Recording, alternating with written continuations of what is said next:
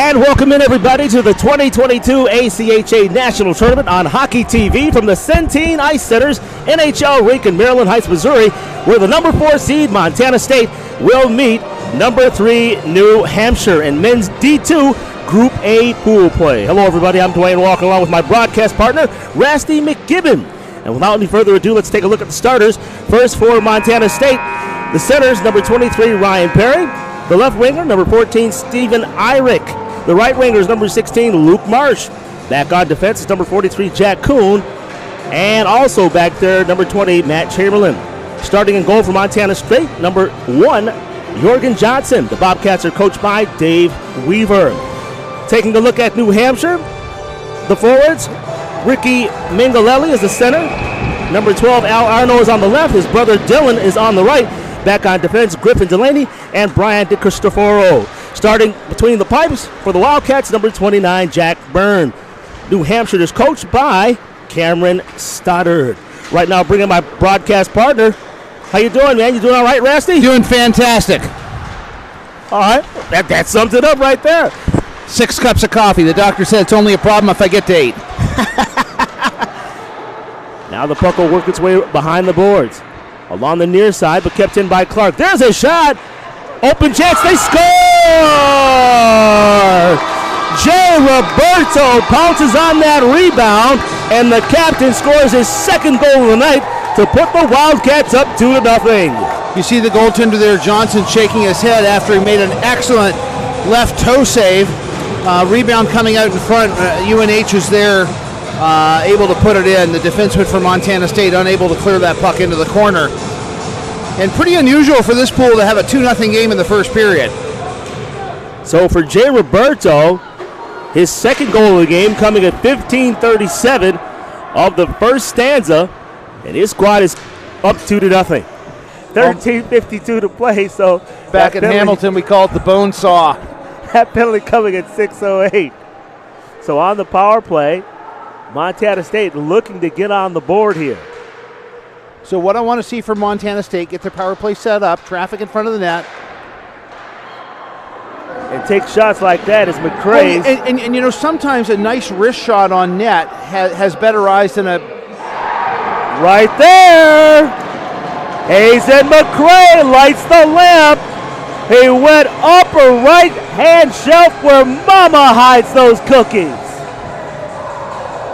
That was a Rick Jenneret steal right there, That was buddy. beautiful, beautiful. and what's interesting is this goaltender is a full right catch. So it would have typically been high glove side, but he beat him to the blocker side in the far top corner. And there was traffic there. So things that we've talked about coming into play for Montana State. And they're back in this. Hazen McCrae's goal comes at 6:30 of the second period to finally put the Bobcats on the board. They trail by a score of 2-1. We're skating at 4 players aside, 22 seconds left. And I tend to think with the speed of UNH, 4-on-4 favors them slightly.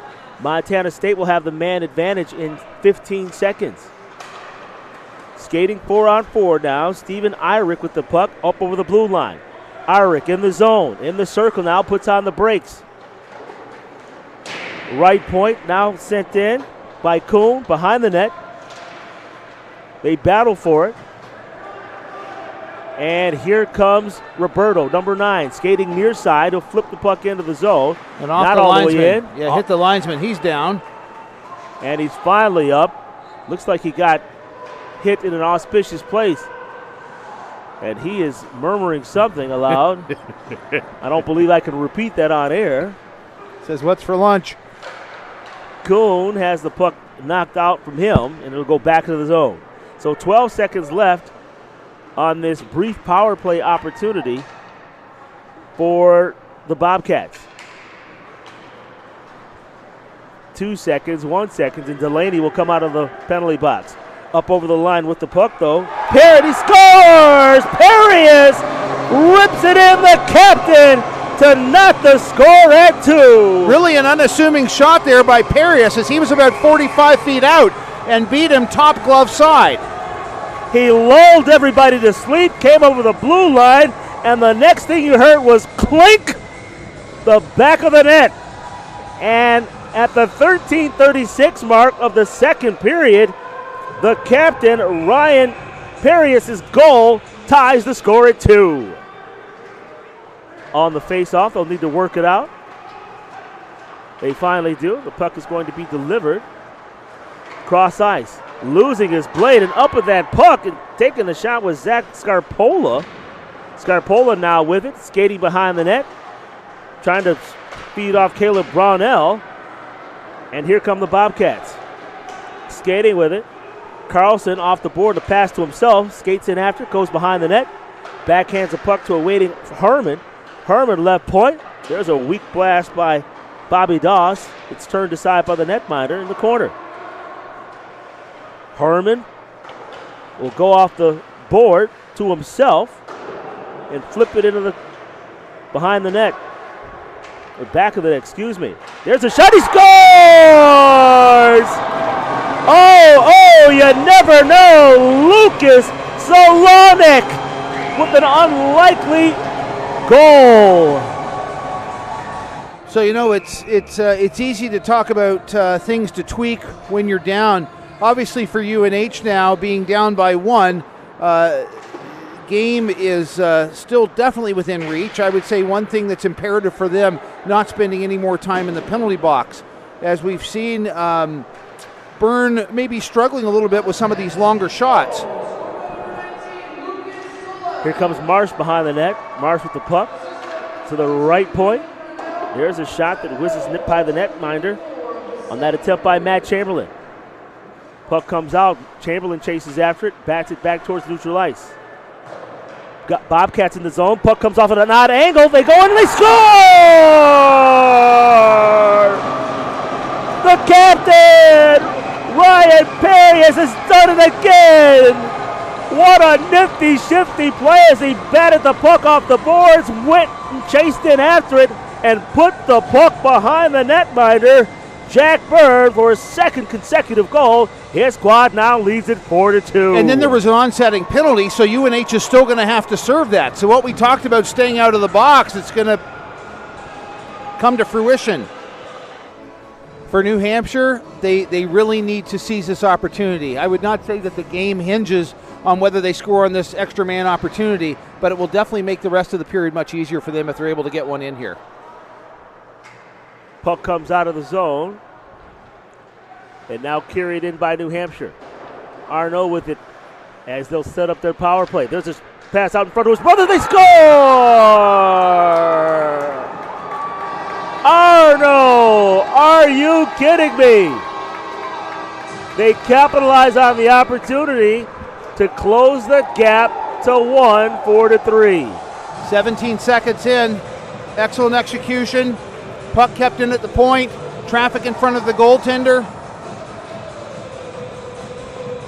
Those are all recipes of success we talked about earlier in the broadcast of how they had to get physical bodies in front of the net to create that mix-up in front, that traffic. They battle for it near the corner. 12:22 to play now in the third.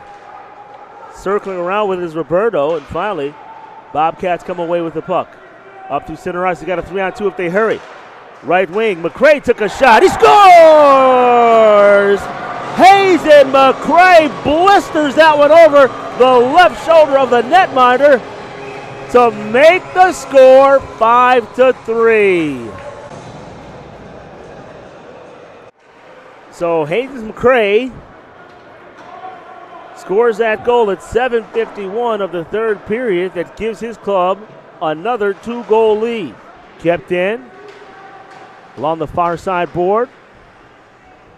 They poke and jam away at it. And now to Cristofaro. Pushes the puck into the Montana State zone. 2 minutes and 40 seconds to play in the third period. Let's see if the Wildcats can mount a comeback here. Schlossrick goes in after it in the corner. He has the puck now, centering pass, nobody home. Delaney pinches in from the right point. but Street manages to clear the puck. So let me ask a question now. With 2 minutes and 17 seconds there from your days back at West Seneca Diesel College, would you consider pulling the goaltender now when you're down by 2? I don't know if I would pull him this early, and the only reason why I know you're saying that New Hampshire has to win this one, but the faceoff is coming in the Montana State zone, and I would hate for them to score a goal to make it 6-3. Then it's completely out of reach. So I'm going to give it one more sequence down in this end of the rink before pulling them. It's going to be hot and heavy here for the next $1.28 of this third period. Potentially the last $1.28 of the third period. On the face-off, the Cristofaro stops it to the left point. Now give it D to the right point. They try to get it in deep, but it's stolen away. And shooting and scoring is number 19, Lucas Solonic, scoring his second goal of the game. And that, my friends, will ice it as Montana State takes a 6-3 lead. And, really the way Montana State came out, the second period was a surprise, but capitalizing there, ending the second period with a score of 4-2, and now stretching that to 6-3 as Montana State has scored 2 in this third period. New Hampshire only able to get 1.